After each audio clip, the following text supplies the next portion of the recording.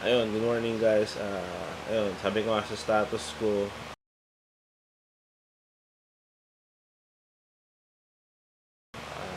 gagawa ako ng video regarding dun sa issue ng 2016. No, total, nagsalita na rin naman si Tony Fowler, nagsalita na rin ako. Ako kasi yung MC ng RBC noon, nung event namin sa Pampanga. TTKD yun, 2016.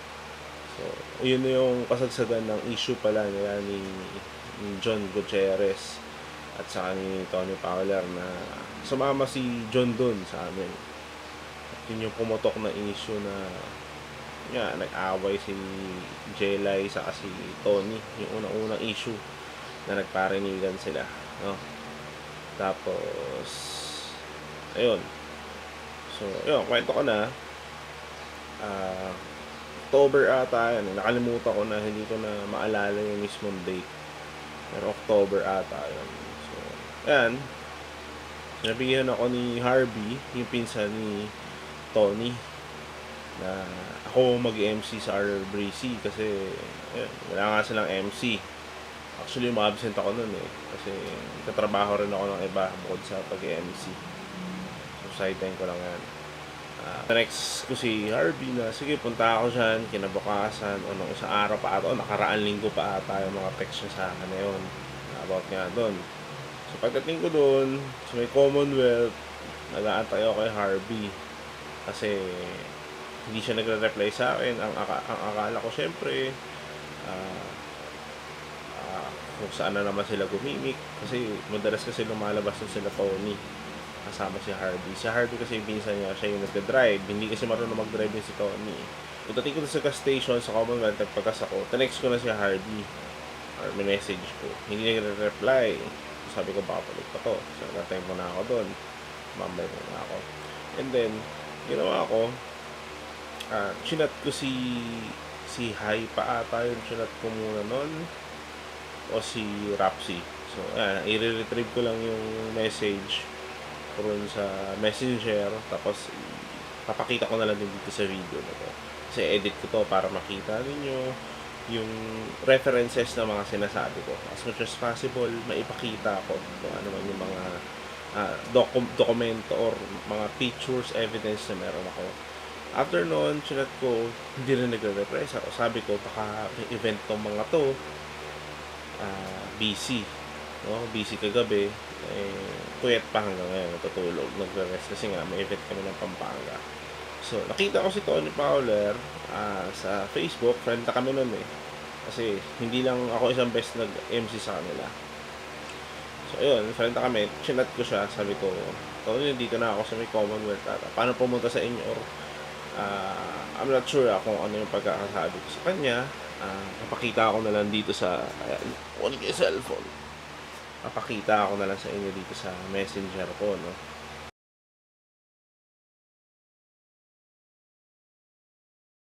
Kung ano yung pagkakasabi ko sa kanya. Tapos, ayan, ipopost natin dito sa video ko. Pero ito kasi hinahanap ko na.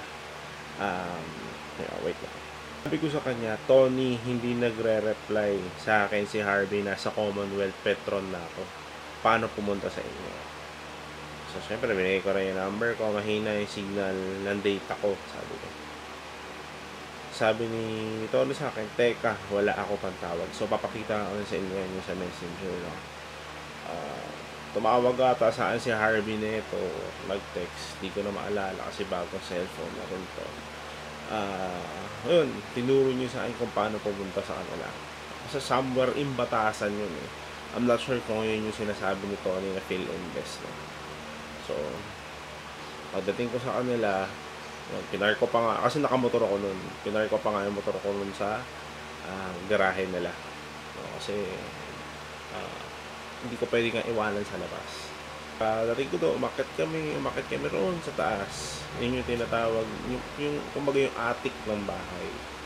No, nandun din daw yung rehearsal studio nila.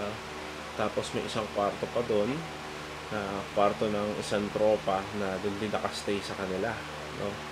Yung kasama namin na tinatawag na si si American Boy na tinatawag namin. So makikita nyo rin siya sa video mamaya na ilalagay ko rin dito, no?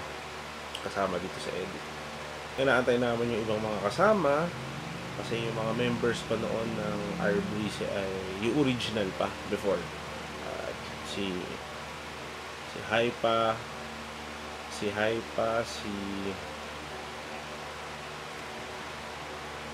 yung mga member ng RBC noon eh buo pa, yung original pa.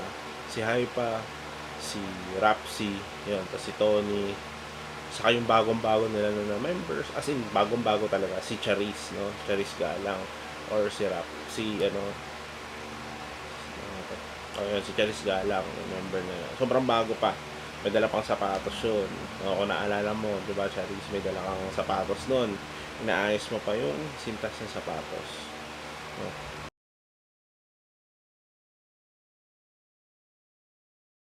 So, nandun tayo sa taas, nakatambay tayo. May mini couch doon na malapit doon sa hagdanan nila. Tambay tayo doon, nakaupo, nag-aantay. Ngayon, bigla ako nagulat nung umakyat tong si King Badger, si John Gutierrez. Umakyat. So, sabi ko, first time ko siyang mamit na, no? So, pag-akyat niya, sabi ko, parang familiar sa akin ito. Hanggang sa pinakilala nga ako ni Harvey.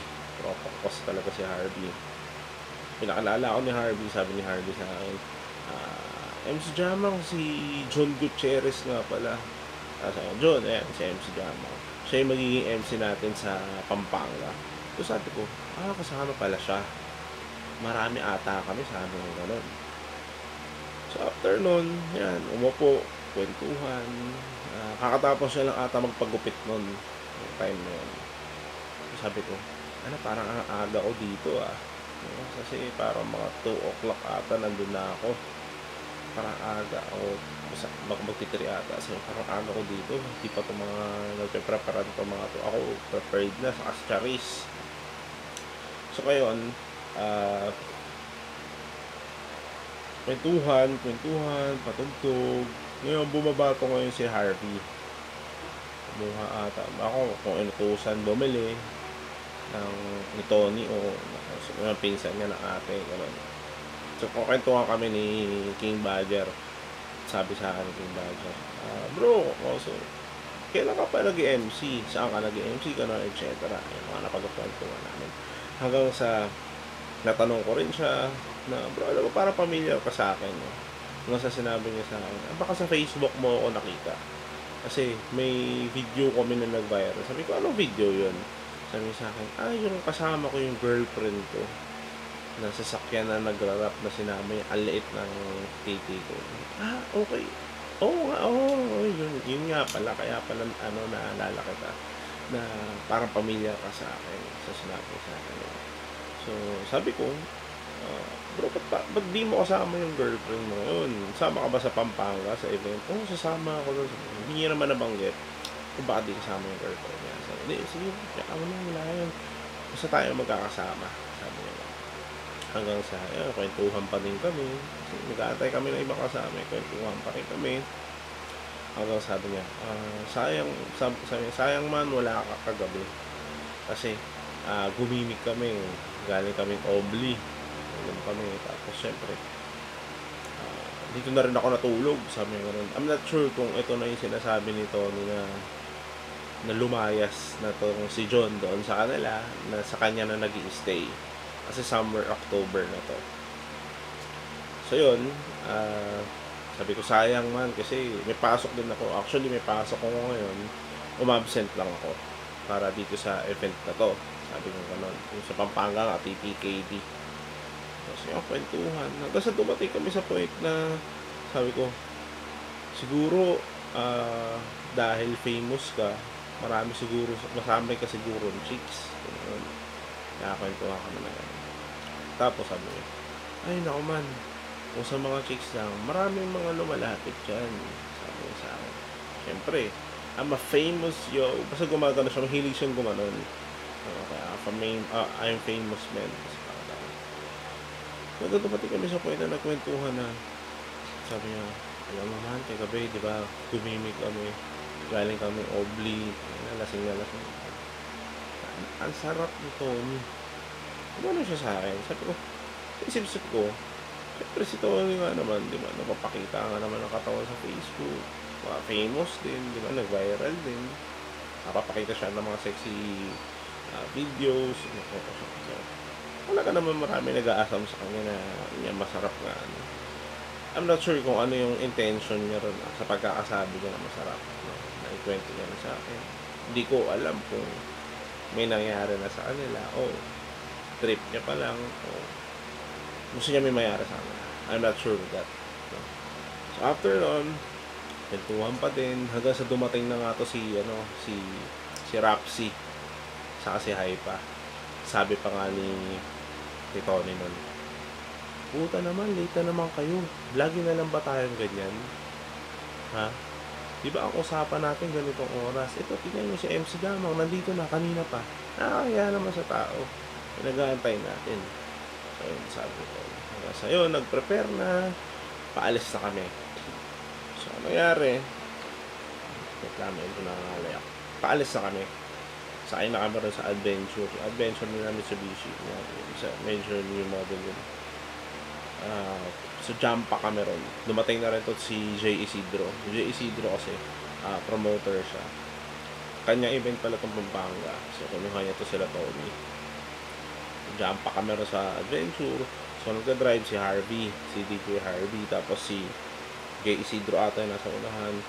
Tapos yung sa gitna, hindi ko na kabisado kasi ni katabi ko. Basta nasa likod nun. Hindi. Si John ata katabi ko, pati sino ata? Yung isa nilang tropa na si American Boy, yun, kasama rin namin. Tapos si John, tapos ako. Yun, nandun kami sa gitna. Tapos sa likod, yung mga R-Breezy Babes na ron.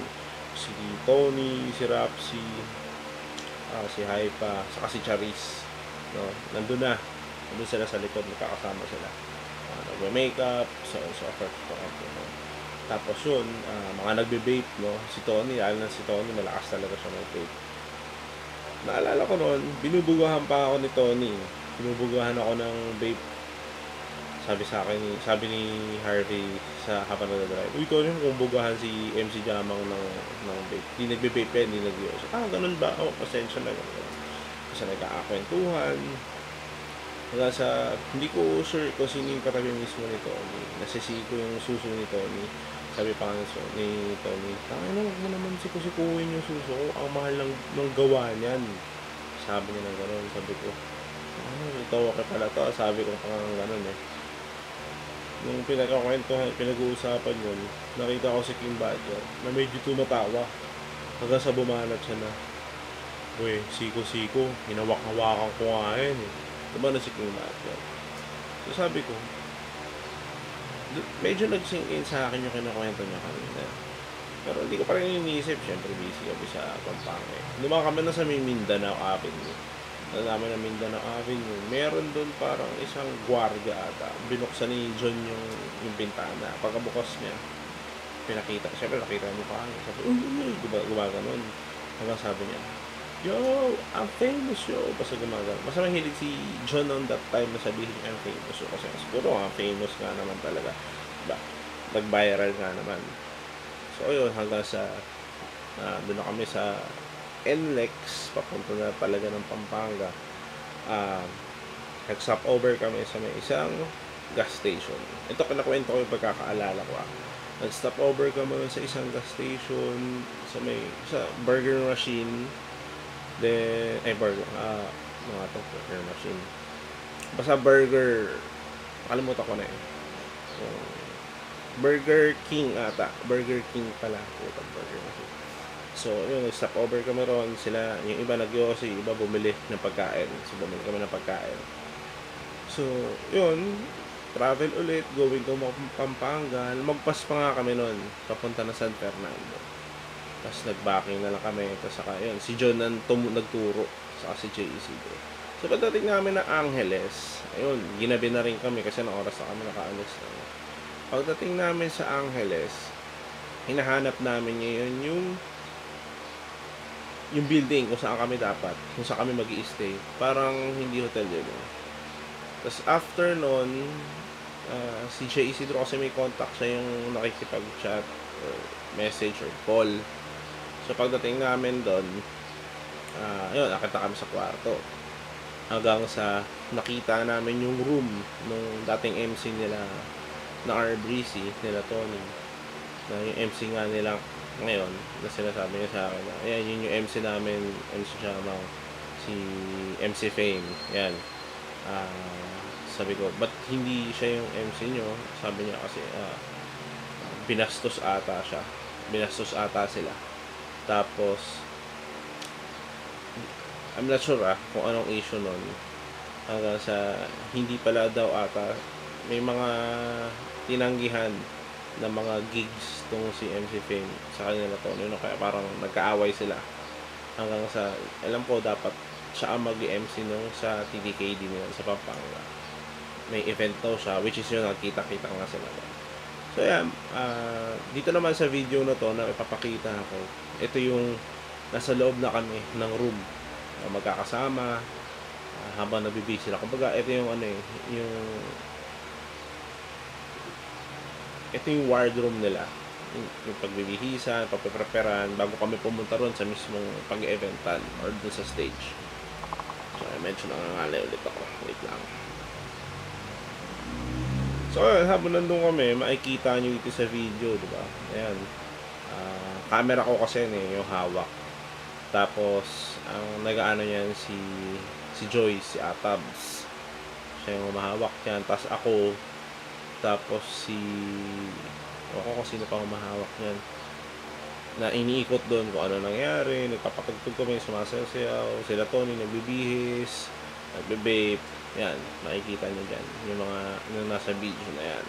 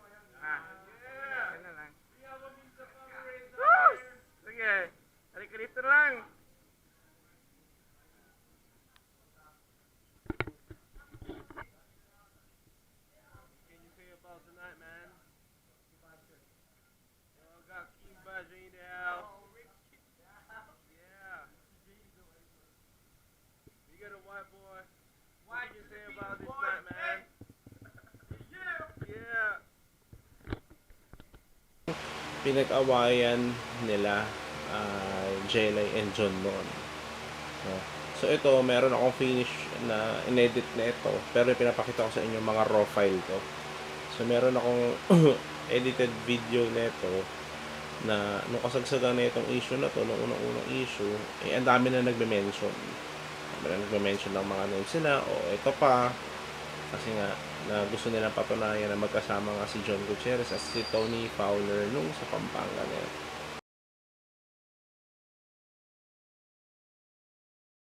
Chat sa akin ngayon yung manager nila, si R-Breezy or si Ryan. Nag-chat sa akin na paki-delete ng video. Iwan siya sa akin. So ako, hindi na ako nagtanong dahil ano ko ng issue. Nag-okay ako. Okay, Boss Ryan ata ang tawag ko sa kanya. Hanggang sa nag-chat din sa akin si DJ Harvey na burahin ngayong araw din daw yung video ASAP.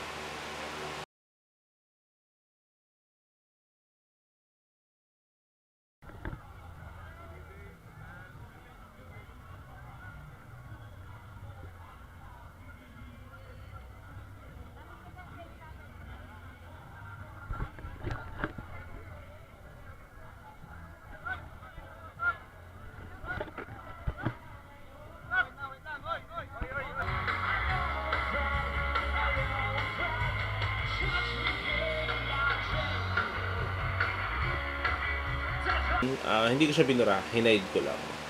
So, balik tayo ulit doon sa event ng Pampanga. Wait lang, nangangalay ako eh. So, balik tayo sa event ng Pampanga, no? After no, nasa hotel kami, bumaba na kami, naglalakad na kami. Kasi yung sa gitna ata na Angeles yun ata yung tinatawag nila parang, basta Sin City or Party Street nila. So, ayun. Sorry, hindi ko kasi alam. Pasensya ng mga taga Pampanga. So, ayun. Naglalakad kami ron. Makikita nyo rin sa video. Magkakasama. Ako na nagkakamera yan.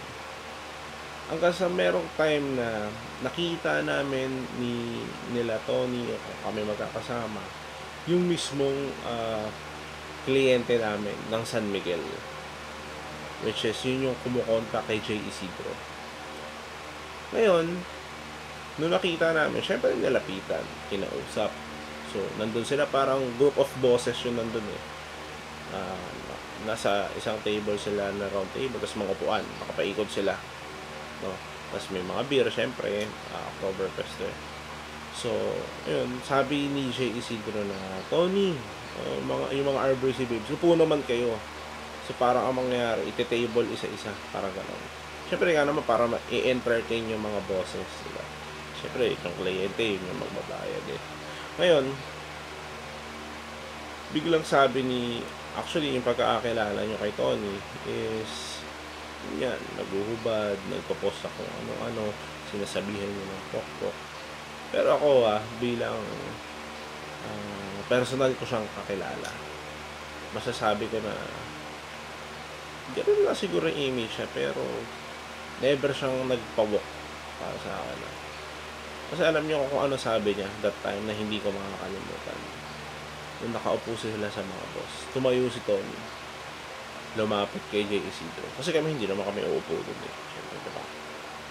Lumapit siya kay Jay Isidro, nakatabi namin. Nasabi niya, Jay, baka pwedeng dumiretso na tayo dun sa stage. Kasi baka may maakita sa atin. Mapicturean pa ako at sabihin na naman nila sa akin na nagpapawak ako. Ayoko maging gano'n, na mapatunayan pa nila ako, kulang pa nila ako ng ebidensya. So, medyo nagtalo pa sila noon ni Jay Isidro kasi sabi ni Jay Isidro, ano ba Tony, yung mga boss siya mga yan, pabigyan mo na ako. Ay, hindi rin Jay. Kasi ayokong masabihan or makatunayan nila na masabi na nagpapawak ako, dumidikong ito na yan. Ayun, yun naman. Eventually, umalis kami. Pumunta na kami sa stage. Doon kami sa stage. Hindi ko na maalala kung nasaan na yung picture. May picture na kumalap na magkasama si John sa si Tony.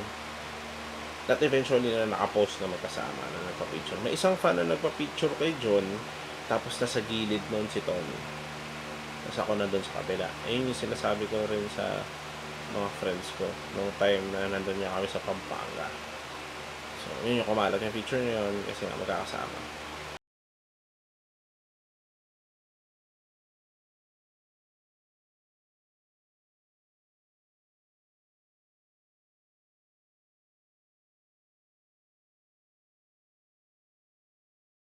So, ayan, fast forward tayo.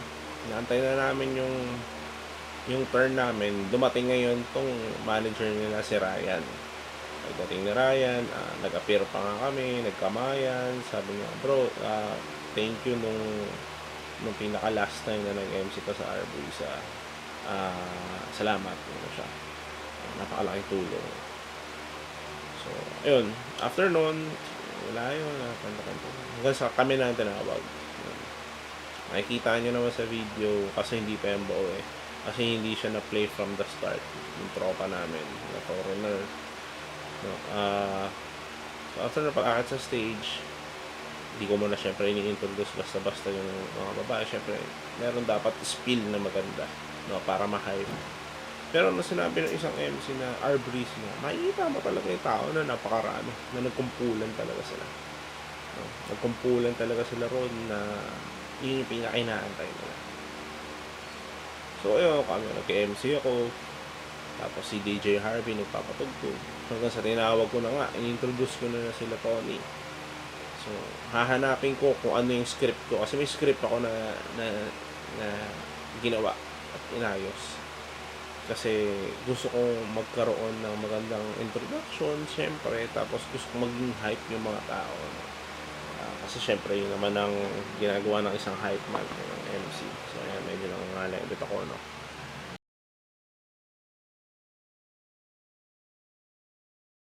Kita nyo ngayon dyan sa video na tapos na mag-perform sila Tony Fowler. Yung video ko Pero maghahanap din ako ng mga ibang video sa internet kung time na yun. Pero alam ko mga malalayo ata ako So, yan, medyo na yan, sa video na yun, pinapakilala ko na yung R-Breezy Babes. Hanggang sa in-introduce ko rin si King Badger, si John Gutierrez. If I'm not mistaken, ang pakaka-introduce ko pa nga sa kanya, syempre gusto ko nga na magkaroon ng maganda introduction sila, saka syempre famous din. Sabi ko pa nga na so, hindi lang kami ang magkakasama ngayon. Meron pa kami isang kasama na famous sa internet or sa Facebook na kasama niya yung girlfriend niya. Sabi ko pa nga nun. Tinawag pa nga siya na Jutay or maliit yung tito, basta parang So, tahimik yung mga tao. Nung pagka-akit niya sa stage, pre-introduce ko na with my boy John Gutierrez aka King Buddy. Yawan na rin yung mga tao. Siyempre famous nga daw diba? Sa kayo, marami pa pala nagpapapicture din sa kanya nung nasa baba pala kami na stage. Papunta pala kami sa stage. And also got my boy Bill, what's up?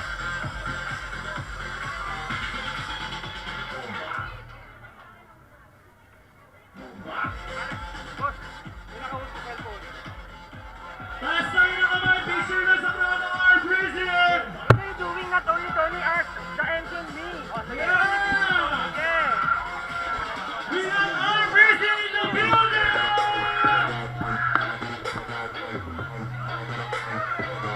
Para makikilala si Tony. Yeah! Let's hear it now. Kindly like our page, it's R-Breezy Fam on Facebook. And available din ang aming clothing, R-Breezy merchandising clothing. We got t-shirts, lanyards, and snapback. Ang message na kayo doon. Maraming salamat agad, Pampanga! Maraming salamat Pampanga, and for the last time, gusto ko na mag-sorry sa mga bad words na nasabi namin. We don't mean any of that, okay? Peace! Alright! Mga kaibigan na si Bino, palapakan natin! R-Breezy! Maraming salamat mga kaibigan. Nag-enjoy ba kayo? Kaya, pasensya na po din sa mga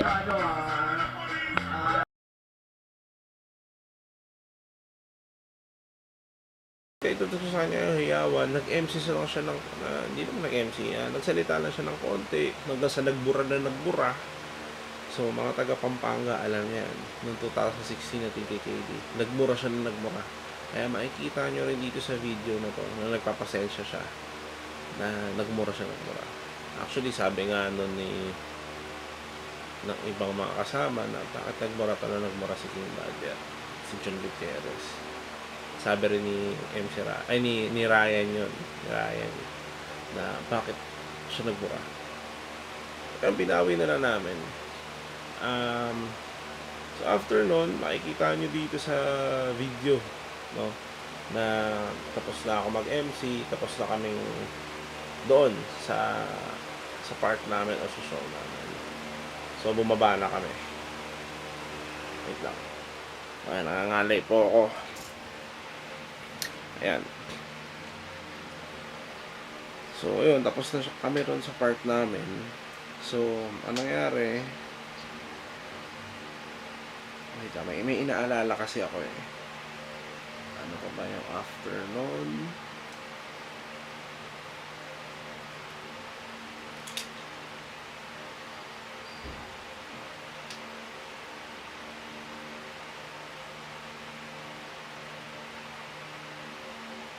Ayun, naalala ko na.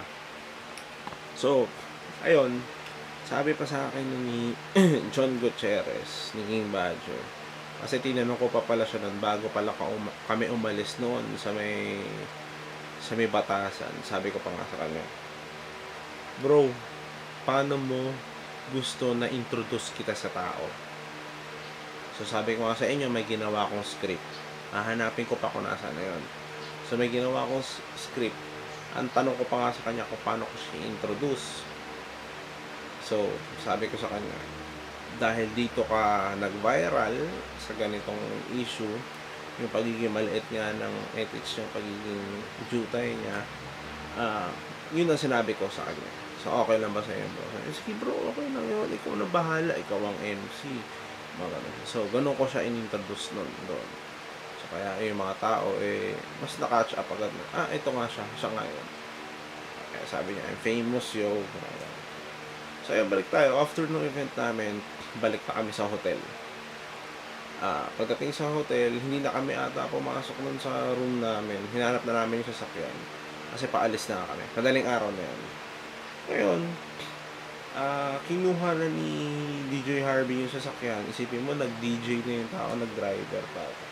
So, kinuha na yung sasakyan ni DJ Harvey habang nag-aantay kami sa may hotel. Siyempre, kasama ko sila Tony, na parang ako nga ang naging bodyguard din nun. Kasi siyempre, hindi mo maiwasan na may mga makapagpa-picture dyan. O, kasi nung sa video, makita nyo naman na hinihila si Tony, no? Kaya sabi ko nga na huwag nyo hilain si Tony. So, after nun, tumating yung isa naming tropa, si MC Ryan. Yo bro, alam ko nanonood ka. At naalala mo nga to, sabi mo nga sa status, fresh pa sa'yo. No? Kasi si MC Ryan, dumating nun, naka-FJ Cruiser pa nga siya. Nililigawan niya kasi tong si Rapsy. Tagal niya na nililigawan to si Rapsy. Yan, lumalabas-labas na nga sila. Pero, ang alam ko, ayaw sa kanya ni Rapsy. Pero yung sinasabi ni Tony na i-entertain mo na lang kasi tropa yan. Kumbaga nahiya. Nahiya rin pati si Tony. Tony, doon na at si Tony, si Rapsy, I'm not sure if it's high pa, doon na sila sumakay sa FJ Cruiser ni MC Ryan. So pagka alis namin, kami magkakasama ron si John, si J. Isidro hindi na namin kasama. So yun, kami na lang nandun sa sasakyan. Napauwi na kami. Nung nasa LX kami, medyo hinahabol pa nga namin yung FJ Cruiser nun eh. Kasi syempre mabilis FJ Cruiser. So pagdating namin ng exit kami dito sa may Pa-Aurora Boulevard, may nakita pa nga kaming nun eh, nakabulagta na tao, kala namin patay, binaril, something na ganon. Tatawanan pa kami nun nila John sa ni Harvey. Hanggang sa makarating kami ron sa may hindi ko alam kung anong yun eh, kung anong kalye yun. Basta somewhere in Quezon Avenue. Kasi kakain kami doon. Pinagtripan pa namin doon yung mga yung mga pokpok, mga pick-up girls. No, hinintuan pa nga namin. Tapos yun, pinapraning ni John Gutierrez. Paano niya pinapraning? Sabi niya, di ba, kami, sa Q-Up, bigyan mag-i-slow down to ngayon si DJ RB. Pagdating doon, malapit doon sa mga pick-up girls, ibababa ni John Gutierrez yung salamin. Pagkababa niya, akala syempre, mamimake up, lalapit. So, pagpalapit na, biglang tatakbo ngayon ito na mabilis si DJ Harvey. So, parang naaasar ngayon ito mga babae. Biglang sisigaw si John, tangina nyo, gumagano si John. Ganun siya man-trip, no? Tapos, nung sa may susunod naman na may mga pick-up girls din, huminto ulit ngayon si DJ Harvey. that time, pagkababa ng window ni John Gutierrez, lumapit yung pick-up girl. Nasa kinausap-kausap. Tapos bigla sabi ni John Gutierrez, ay, wala kasi kami pera eh. Pwede ba libre na lang? Sabi naman nun ng pick-up girl, ha? Anong libre? Hindi pwede libre dito. Sabi niya, siyempre nga naman yan, ang negosyo na yan. Nasa umalis kami. So, sumisigaw din si John nun ng, I'm famous yun. Gumagano siya, tawa na kami ng tawa sa sasakyan. Alam ni DJ Harvey yan. John, alam mo yan. Naalala mo yan. Alam ko. Hanggang sa dumating kami sa Shakey's. Pagdating namin sa Shakey's, yun, kumain kami. Sama namin si MC Ryan. Si MC Ryan yung katabi ko. Kung makikita nyo dito sa picture na to, ayan, kami magkakasama niyan.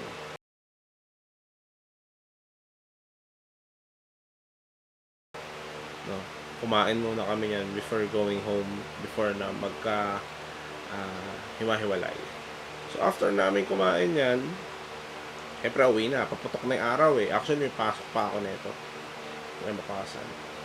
So sabi pa ni DJ Harvey na, Tony, tara, uwi na tayo. Kasi si MC Jama, may pasok pa to. Ha? May pasok pa siya mamaya? Anong oras na? Sabi na gano'n. So, pagka-uwi namin, ang sumakay na lang sa FJ Cruiser, si Rapsi, kasi nga siya ang nililigawan ni MC Ryan. Tapos si Hypa, saka si Joy, si Atabs. Ang makakasama na lang kami ron sa adventure, ako, si Harvey, si King Badger, si John Gutierrez, saka si Tony. So, akala ko noon, dahil pauwi na, papunta na kami diretso dun sa Batasan, sa bahay nila Tony. Ang ginawa namin, may dinaanan pa kami sa may Commonwealth. Kinuha namin yung sasakyan ni Tony, yung accent niya. Ayan, malolobat na pa yung DSLR ko. So, ayun, kinuha namin yung sasakyan ni Tony, yung accent niya.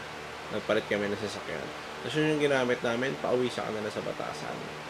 Sabi pa nga, nung nakuha na namin, so ang nakaupo, DJ Harvey pa rin, ang driver, tapos nandun ako sa driver seat. Magkatabi na ngayon itong si Tony sa si King Badger sa likod. Na medyo may sweet moment. No? Hanggang sa nag-uusap sila na, bakit bumili ka ba ng sasakyan? Si Tony nga daw, bakit bumili ng sasakyan? Eh, hindi naman siya marunong mag-drive. So, sabi nga ni Tony na gusto niya lang, parang regalo niya raw sa sarili niya. Hanggang sa may mga time na naririnig ko na parang nagkikis sila. And then may mahina mga boses. I'm not sure kung tama yung pagkakarinig ko na mamaya sa Bat Cave tayo. Gusto ko tayong dalawa lang. Basta something na may mangyayari sa kanila. Yun yung meaning sa akin. Kasi yun, naghahalikan. Naririnig ko lang, pero syempre, ako naman, di ko naman titignan nila. Naghahalikan sila.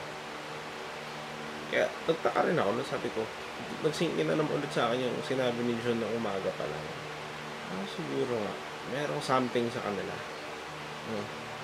Kasi, yan, ganun yan nangyayari. Diba? Pero pumasok din sa isip ko na, may girlfriend to si John. Diba? Alam ko, yung kasama niya nga is girlfriend niya talaga. Hindi ko alam kung bakit ganun sila rin ito. Hindi ko rin alam. So, pero, naalala ko nga rin, basta nagkikis sila sa likod ng sasakyan. Kasi kami magkakasama naman.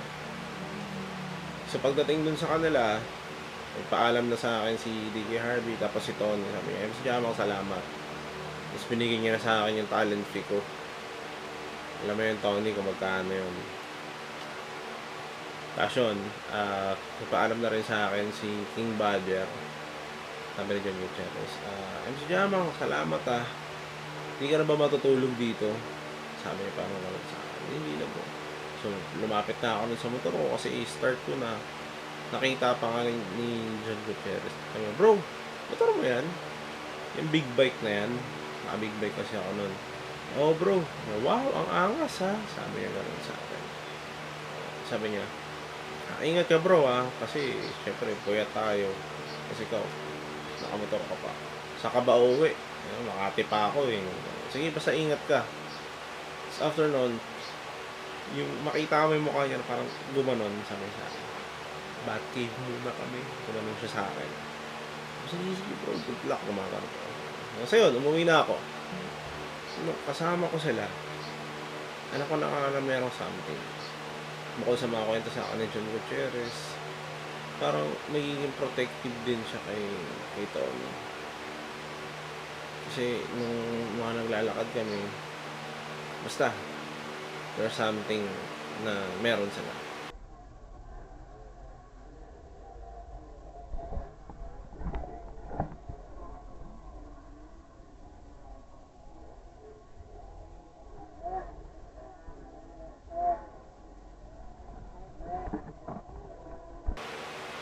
At sinabi niya rin niya na tingin ko lang talagang nangyayari naman talaga. Pero that's not my business. So dito sa video na to, sinasabi ko lang kung anong nangyari pa nitong Pampanga boys. Kasi ang dami na natatanong sa akin nito eh. Sobrang dami na. So, total, nagsalita naman na si Tony. Eto na. Sana ayan, nasabi ko naman na dapat yung sabihin.